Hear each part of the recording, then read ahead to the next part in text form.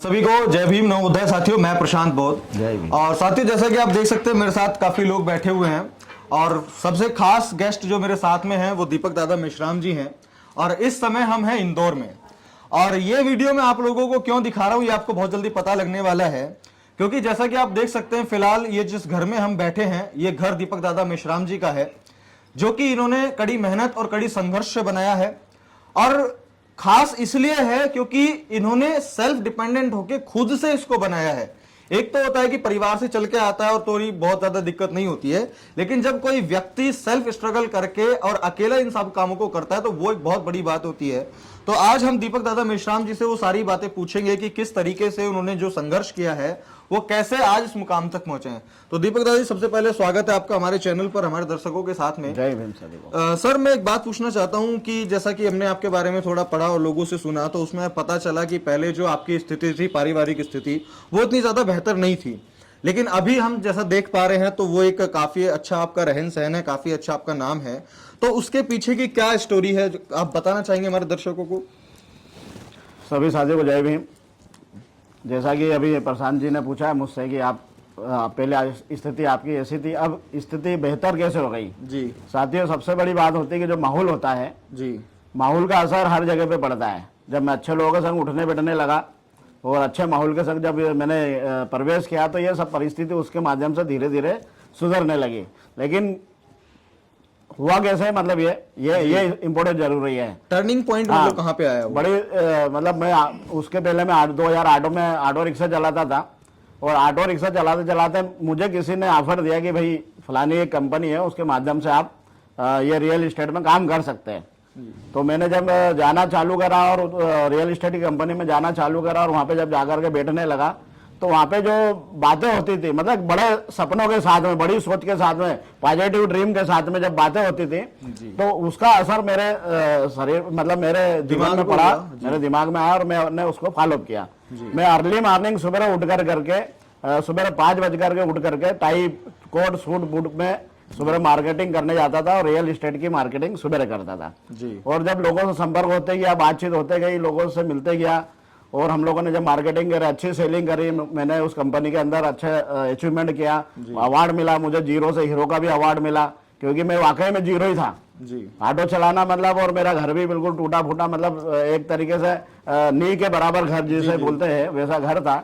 लेकिन जब पॉजिटिव सोच के साथ में, बड़े सपनों के साथ में, जब हमारे साथियों के अंदर मीटिंगों के अंदर जो बातें होती थी, मीटिंग अटेंड करके जो बातें होती थी कि भाई बड़े सपने क्या होते हैं, सपने कैसे देखे जाते हैं, क्योंकि आज तक हमें जो स्कूल क्लास के अंदर या हमारे पिताजी या पालक जितने भी जो लोग हैं उन्होंने ये बातें नहीं बताई कि सपने क्या होते हैं और सपने कैसे देखे जाते हैं। लेकिन जब उस जगह पे जब मीटिंगों के अंदर हमें बताया कि सपने, बड़े सपने देखो, वो जो मैंने अपने बड़े सपने जो देखे थे कि हर साल एक 4 व्हीलर लूंगा, वैसे ही होते गया, गाड़ियां चोरी जाते गई, मतलब वो ये आपने जो है संघर्ष करा, स्ट्रगल करते रहे, काम करते रहे और जो भी आपने ड्रीम विजुअलाइज किए, देखे, समझे, उन चीजों को आप पाते चले गए। यानी कि जहां आप फाइनेंस के लेवल पे पहले बहुत नीचे थे उसको आप लेवल अप जो है वो करते गए। बिल्कुल। तो चलिए ठीक है, वो लेवल अप करना तो हम एक तरीके से कह सकते हैं कि वो तो हर आदमी कर रहा है। बिल्कुल बिल्कुल। लेकिन बाबा साहब का, जैसा हम आपके घर में देख पा रहे हैं अभी कि यहाँ पे आपने बाबा साहब की फोटोज लगाई हुई है, तथागत बुद्ध की प्रतिमा रखी हुई है, मतलब पूरा माहौल कमरे का ऐसा बनाया हुआ है, सबसे पहली जो बैठक होती है उसका माहौल ऐसा बनाया हुआ है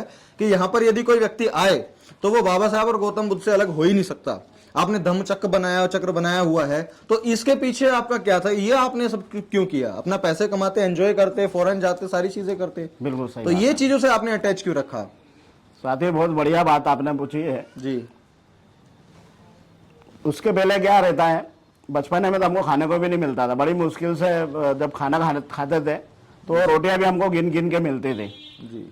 लेकिन जब, और उसके पहले जो मैं माहौल में, जिस माहौल में था, यही 36 करोड़ देवी देवता के माहौल में था, लेकिन कुछ माहौल अच्छे लोगों का साथ मिला और उस बीच में मुझे भी एक किताब मेरे हाथ में लगी। उस किताब का नाम था यदि बाबा ना होते जी। जब वो किताब पढ़ी और किताब पढ़ने के बाद आप भी समझ सकते हो कि बिगड़ आंसू के उस किताब को कोई पढ़ नहीं सकता। कई बार पढ़ी, उसके बाद मैंने 100% डिसीजन लिया कि हमारा अगर कोई उद्धारक है तो 36 करोड़ देवी देवता नहीं है, हमारे उद्धारक है तो डॉक्टर बाबा साहब अम्बेडकर है। और डॉक्टर बाबा साहब अम्बेडकर की जब किताबें पढ़ना चालू करी, उनकी संघर्ष किताब, उनका जीवन और परिचय जब पढ़ा तो बड़े, मतलब आंखों में आंसू आने के बाद तो इतना दृढ़ संकल्प ले लिया कि इनके अलावा, बाबा साहब के अलावा हमारा कोई इस देश में है नहीं और ना कोई हमारी मतलब उन्नति कर सकता है। तो मैंने बाबा साहब की सारे बातों को पढ़ा और बाबा साहब के बातों पे चल करके मैं इस जगह पे पहुंचा और मैंने सपना बनाया, मेरा अपना ड्रीम है कि मैं अगर किसी चीज को करूंगा तो मैं सिर्फ डॉक्टर बाबा साहब अम्बेडकर और बाबा साहब के विचारों पे चलने का काम करूंगा। जी जी जी। तो बाबा साहेब से जो आप जुड़े हैं वो कामयाबी पाने के बाद जुड़े कि कामयाबी पाने से पहले जुड़े? कामयाबी पाने के पहले ही जुड़ा हूं मैं। कामयाबी पाने पहले से पहले बाबा साहब के विचारों से ही कामयाबी आई। जी। आपने ऑटो रिक्शा कितने साल चलाया था? मैंने ऑटो रिक्शा को भी मतलब बचपन से चलाते आ रहे हूँ। मतलब पिताजी आपके? हाँ, मेरे पिताजी तो, मैं बचपन में था जब चौथी क्लास में था जब भी चले गए थे, हमको छोड़ के चले गए। तो मेरी मम्मी थी, मेरी मम्मी और हम लोग परिवार में 8 लोग थे, 8 भाई बहन थे। किसी की शादी ब्याह नहीं हुआ था और बड़ी इकोनॉमिक स्थिति हमारी खराब थी। हमारी माँ ने बहुत संघर्ष करके हमको कैसे तैसे पढ़ाया। एजुकेशन भी ज्यादा नहीं कर पाए हम, क्योंकि परिस्थिति ऐसी नहीं थी और परिस्थिति नहीं होने के कारण भी हम पढ़ नहीं पाए। और हमारी माँ ने कैसे तैसे हमको सबको पढ़ाया और जब अच्छे लोगों के संग में उठने बैठने लगे तो खुद के अंदर में भी जब सोच बढ़ी तो हम लोगों ने सामाजिक स्तर पे काम चालू करा और सामाजिक स्तर पे काम करते करते आज जिस वाचनालय में आप आए हो वो वाचनालय भी मैंने ही बनवाया है। उसका फाउंडर भी मैं ही हूँ, उसका फाउंडर अध्यक्ष भी मैं ही रह चुका हूँ। और अभी क्या है, कुछ माहौल रहता है जिसको छोड़ना पड़ता है। मैंने अपना घर जो बनाया है, एक बुद्ध का विहार छोटा सा बनाया है। कोई भी यदि यहाँ पे आए तो उसको ये लगना चाहिए कि अपन बुद्ध विहार के अंदर आए। तो साथियों, बुद्ध विहारों में तो मैं हर कार्यक्रम में जाते हैं, लेकिन मैं अपने घर के अंदर बुद्ध विहार इसलिए बनाया, कोई भी आए तो उसको लगना चाहिए कि हाँ यार ये बुद्ध विहार है। बिल्कुल बिल्कुल। तो इसी तरीके से बाबा साहब के विचार ही है जो हमारे को आगे बढ़ा सकते हैं। बाकी इस दुनिया में कोई ऐसी शक्ति नहीं है जिसकी ताकत होगी जो आगे बढ़ सकता है। बाकी झूठ बोल करके तो कोई भी कुछ भी कर सकता है, लेकिन सच्चाई का अगर कोई काम करना तो आपको डॉक्टर बाबा साहब अम्बेडकर के विचारों के अलावा कोई रास्ता नहीं मिलेगा। बिल्कुल बिल्कुल। तो साथियों, जैसा कि आप देख सकते हैं कि जब सर स्ट्रगल के दौरान में थे तो स्ट्रगल तो बहुत पहले से चलता आ रहा था, लेकिन जब बाबा साहेब को पढ़ा, उनको समझा, उनके स्ट्रगल को पढ़ा, उनके संघर्ष को देखा और जो समाज की स्थिति है उसको देखा और अपनी स्थिति है उसको देखा, और इन सब चीजों को देखने, पढ़ने और समझने के बाद में जब इन सब चीजों का मिश्रण किया तो जो उसमें से एक निचोड़ निकला वो यही निकला कि भाई अब आगे बढ़ना है, पहले पैसा कमाना है, खुद को मजबूत करना है, उसके बाद में समाज को मजबूत करना है। और कहीं ना कहीं सर ने वही काम करने का पूरा काम किया है।